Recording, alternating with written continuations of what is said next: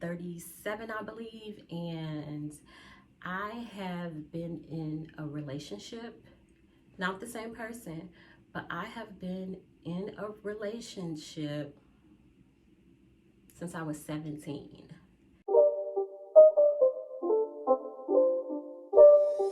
It's not a game, it's a rich thing. What's up, YouTube? Welcome back to my channel, Life with Ashley Lorraine, where I do life and I bring you guys along with me. If you are new here, my name is Ashley and I am back again today with another video. So today's video is going to be a sit down video, as you guys can tell by the title. We are going to be sitting down today and we are going to be talking about how to get over your ex, or how to get over a breakup, however you want to say it, whatever you want to call it.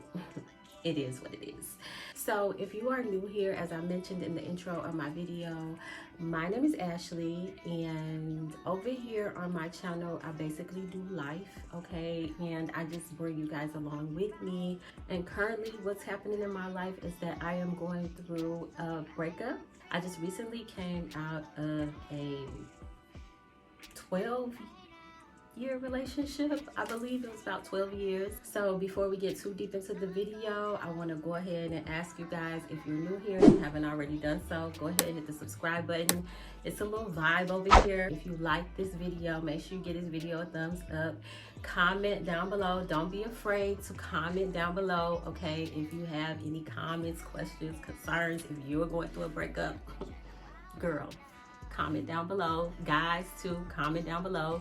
And yeah, let's get into this video. So today I want to talk about some of the key ways that I have been basically dealing with my breakup and trying to get over my ex. I feel like when you're in a relationship with somebody for a really long time, it's like a major life-changing event that people think that, oh yeah, you could just end it and it's all good, like everything's gonna be peachy and everything's gonna be happy. And it's not really like that. You know, you still have feelings for a person. You're used to doing things a certain way for years, and then all of a sudden now everything in your life is different. So I just want to share with you guys a couple of ways that I am coping and dealing with my breakup, as well as trying to get over my ex. So today, the video, I'm going to share 5 different ways that I have been coping and getting over my ex. So let's get into it. So first and foremost, you guys, when you are newly single, I feel like I'm noticing that I have a lot of time on my hands. Like, my phone is dry and I just have a lot of time on my hands. And so one of the number one things that I have tried to do was take that time and focus on myself, whether that be work, home, kids, whatever. A lot of times we can sit and we can be sitting in our sorrow and sitting in what could have been and sitting in what's this person doing now, or maybe I should do this, and you know, just like all that stuff in your mind. You know, you're wasting time because a lot of that stuff you don't have control over. You can't go back and change the past. You know, you can't worry about what somebody else is doing all the time. So the only thing you can do, and I think the best thing to do, is to focus on yourself. Focus on yourself, even if it's reflecting. I feel like as an adult, I feel like everybody can learn from situations and nobody's perfect. So take some of that time to reflect on self. What do you need to do going forward? Take what you've learned from your previous relationship and apply it in the future.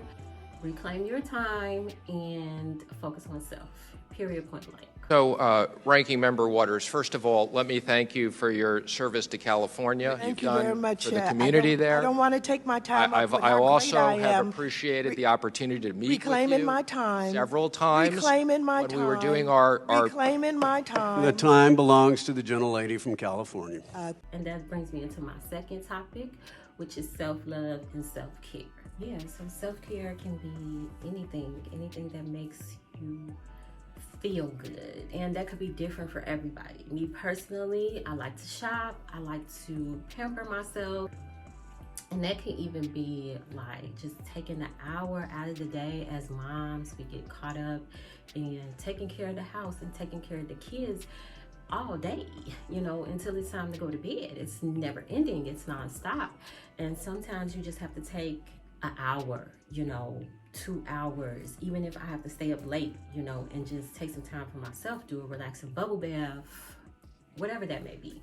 Just take some time to focus on taking care of yourself, actually taking care of yourself and doing things that make you feel good and make you feel better.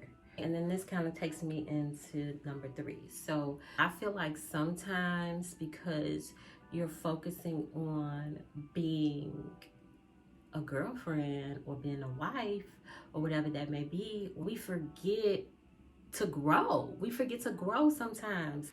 Sometimes things fall through the wayside and we could forget about ourselves. So I feel like you could take a moment to think about the things that you do like to do, and maybe it's some things that you know that you may like to do that you haven't ever done before, and you should try to focus on doing those things, like doing things that you may have not been able to do or not got around to doing, or things that you've never done that you know you would like to try and like to do. All of these things kind of play into each other, and these are the type of things that you should just, going back to the first thing that I mentioned, is reclaiming your time.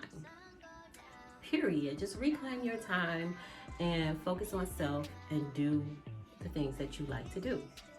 The next 2 things I feel like for me are really important. I feel like as I go back and look and reflect on my life, 37 I believe, and I have been in a relationship, not the same person, but I have been in a relationship since I was 17. Since I was 17 years old, I've been in a relationship, and I have had 4 relationships in that time frame. 4 real relationships, 4 serious relationships throughout that time frame, and I can only think of maybe like a year, maybe 2, where I was actually single during that time frame. So I have literally been in a relationship since I was 17 years old. I really haven't had much time where I was actually single. Like, and this is something that I'm just now realizing. Like, so it's like, girl, maybe it's time for you to be alone. Maybe you need to reflect and figure out, like, is this something within you? Like, why aren't you ever alone? Why are you always jumping into relationships, and serious relationships at that? And I have to say that I do know why part of that is. I am just a relationship type of girl. Like, that's how I've been. Like, I've just always wanted to be in a relationship. It's like, once I'm dating a guy and we're getting serious, it's like, baby, we go together now. Like, we go together. We go together now? Real bad. Real bad. So that's just the type of girl that I am. Like, I want to be in a relationship. That's just that on that. But I never really thought, like, hey, like, is this something that you're doing? Are you, because you want to be in a relationship, are you jumping into relationships too fast, and then now you're just, you know, they don't work out, whatever. It's self-reflect time. And basically what I'm saying is, you gotta learn how to be alone. You gotta learn how to be alone, because you might find yourself settling, and that's just the reality of it. And lastly, that brings me into like detachment. So learning how to detach. And I feel like, as I self-reflect, I feel like I have had an issue with detachment. And the reason why I have an issue with detachment is because I feel like I'm the type of person who feels like, you know, we could be cool. Like, no animosity. Like, if we break up, like, we could be cool. It's all good. Like, that's just the type of person that I am. But sometimes I feel like that may not be the healthiest when you're going through a breakup, because if you're going to be trying to focus on self and trying to move forward, like, you can't keep going forward with texting every day and talking every day. That may not be the healthiest. Like, how you gonna get over a person and y'all still acting like y'all in a relationship, basically?